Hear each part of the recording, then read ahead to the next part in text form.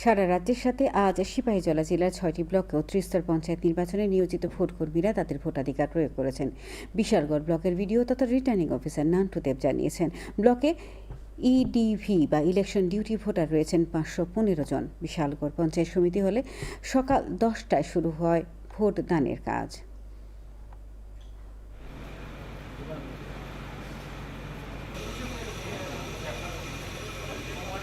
Total আমার ৫১৫ জন যারা voter বিভিন্নভাবে ইলেকশনের ডিউটিতে আছেন, তারা আজকে ভোট দেবেন আমাদের বিশালগড়ের পঞ্চায়েত সমিতির হলের উপরতলায়, যেখানে দুটো রুমের মধ্যে আমরা সেই ভোটটা গ্রহণ করার ব্যবস্থা গ্রহণ করেছি।